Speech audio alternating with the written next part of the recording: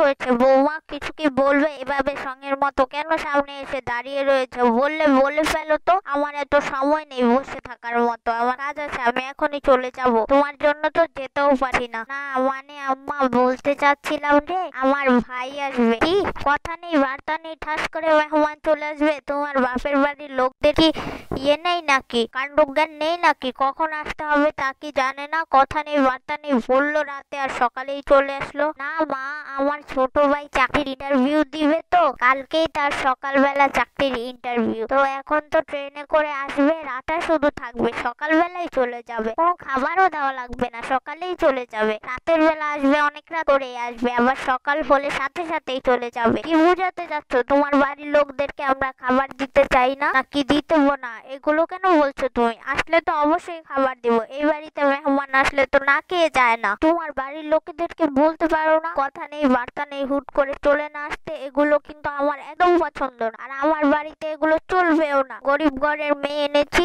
আর দুদিন পরই বাপের বাড়ি থেকে এসে পড়ে শুধু খাবার ধান্দা। বলে দিতে না বললাম যে আসতে পারবে না আমাদের বাড়িতে, এটা কি তুমি বলতে পারো না নাকি? জানি মা, আপনি তো বলেছেন, তো এটা তো আমি বলতে পারি না, আমার তো সম্মানে বাদে, আবার আপনাদের সম্মানের কথা চিন্তা করেও আমি এটা বলতে পারি না, আপনাদেরও তো সম্মান নষ্ট হবে আমি এটা বললে। থাক, এত চিন্তা তোমার করতে হবে না, আমাদের সম্মান কিভাবে থাকবে না কিভাবে চলে যাবে এই চিন্তা আমরাই করবো, ওটা তোমার আর করতে হবে না। এত অন্যের লোকেদের আমাদের সংসার নিয়ে চিন্তা ভাবনা করতে হবে না, আমাদের বাড়ির সম্মান এমনিই থাকবে, এটা নিয়ে তোমার এত ভাবতেও হবে না। তাহলে মা, আমি কি না করে দিব ভাইকে আসতে? এখনই যে কল করে না করে দিচ্ছি। না না, এখন আর না করে কি হবে, এটা নিয়ে এত সিনক্রেট করো না, যে এটা হয়ে গিয়েছে সেটা হয়ে যাক, আসতে বলেছে যখন আসতে দাও। আর শোনো, এটা আমাদের বসত বাড়ি, দুদিন পর পর এখানে হোটেলের মতো মানুষ এসে থাকতে পারবে না, বুঝলে? আজকেই তোমার বাপের বাড়িতে এটা বলে দিবে, তোমার ভাইকেই এটা বলে দিবে।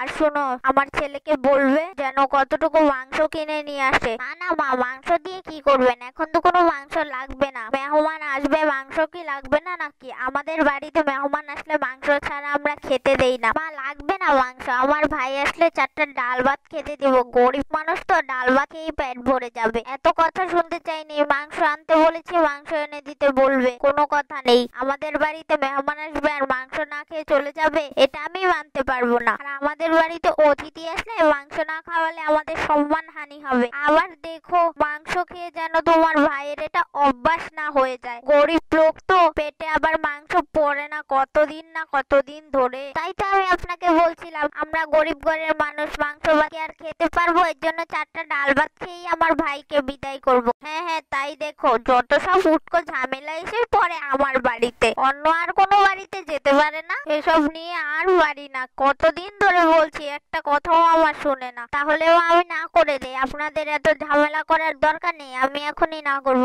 বললাম না, আমাদের বাড়ির সম্মানহানি হবে এখন তুমি বেশি কথা বললে। যেটা বলেছি সেটা করো, তোমার কথা মতো আমি চলবো না, তুমি চলবে আমার কথা মতো। কি হয়েছে তোমার আবার এরকম রাগ করে বসে থাকার কারণটা আমি খুঁজে পাচ্ছি না। বলো কি হয়েছে, না বললে কিভাবে জানবো তোমার সমস্যাটা কোথায়? আর বৌমার সাথে কি আবার লেগেছো না? হ্যাঁ হ্যাঁ, তোমার তো তাই মনে হবে, দেখলেই মনে করে শুধু তোমার বৌমার সাথে আমি লেগেই থাকি, এছাড়া কি আমার বাড়িতে আর কাজ নেই নাকি? নাকি আমি সারাদিন তার পিছনেই লেগে থাকি? এভাবেই তুমি বলছো, আমি করলেই তোমার চোখে পড়ে যায় ওইটা। আর তোমার বৌমা এতদিন যা যা করে করে আমাকে দেখাচ্ছে নতুন নিত, সেগুলো তোমার চোখে পড়ে না। ও আবার তোমাকে কি করবে? দেখেই তো মনে হয় তোমার কথার জ্বালায় সে সারাদিন চুপচাপ হয়ে বসে থাকে। আমার তো দেখে কোনো দিকেই মনে হলো না সে তোমাকে কিছু বলতে পারে। যেহেতু তুমি বলছো তোমাকে বলেছে, তা বলো কি বলেছে, কোন আবার তো করে তোমাকে দেখালো? হ্যাঁ হ্যাঁ, ছেলের বোর্ডটা কেন চোখে পড়বে? শুধু নিজের বোর্ডটাই চোখে পড়বে, অন্যটাই চোখে পড়ে, আর নিজেদেরটা তো চোখে পড়ে না। কে জানে ওই মেয়ে তোমাকে আবার কি জাদু করলো, শুধু ওই মেয়ের কথাই বলো। দেখনি আমার শাশুড়ি আমার সাথে কেমন করেছে, ওটা তো ওই সময় চোখে পড়তো না, এখন আমি ছেলের বউর সাথে ওইটা করতে গেলেই তোমার চোখে লেগে যায়। তা কি কারণে তুমি এরকম ভাবে চেতে রয়েছো সেটা তো বলবে, এটা না বললে আমি কিভাবে বুঝবো বলো?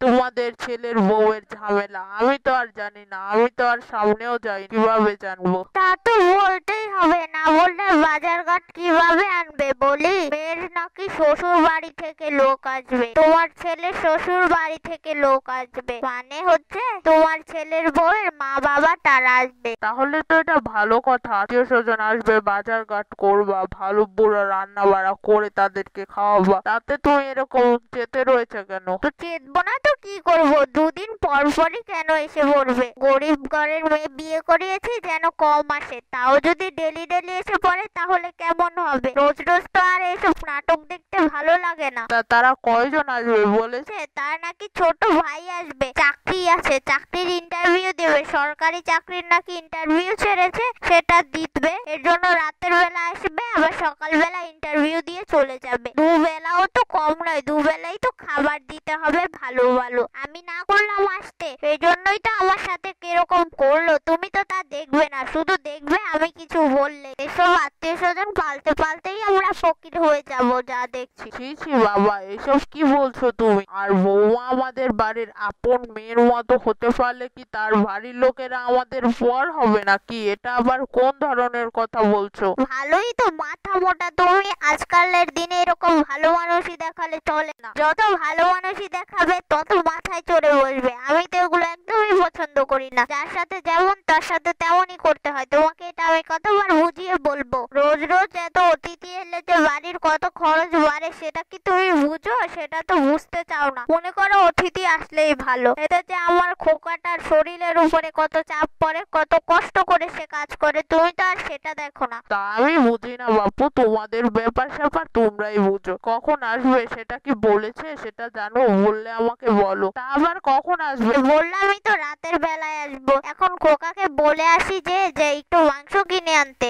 আবার মাংস দিয়ে ভাত না দিলে বলবে যে কুটুমদেরকে খাওয়াই না। তখন আমার ছোট ভাই আসতে বলতো, আমার শাশুড়ি মা তো কখনো রাজি হতো না, তাও তো আমার বাড়িতে আসলে আমি মাংস ভালো বুড়ো খেতে দেই। তখন তো আমার ভাই ভয়েই আসতো না যে আমার শাশুড়ি মা তার সাথে কেমন ব্যবহার করে, এগুলো না করে, এ কারণে তো আসতেই চেত না আমার বাড়ির লোকেও। আর তুমি এখন বলছো তোমার মা নাকি কত ভালো ছিল, সবই আমার দেখা আছে, সবই আমার মনে আছে। হয়েছে হয়েছে, আমি তো তোমাকে কিছু বলিনি, তাহলে এরকম চেতে যাচ্ছ কেন?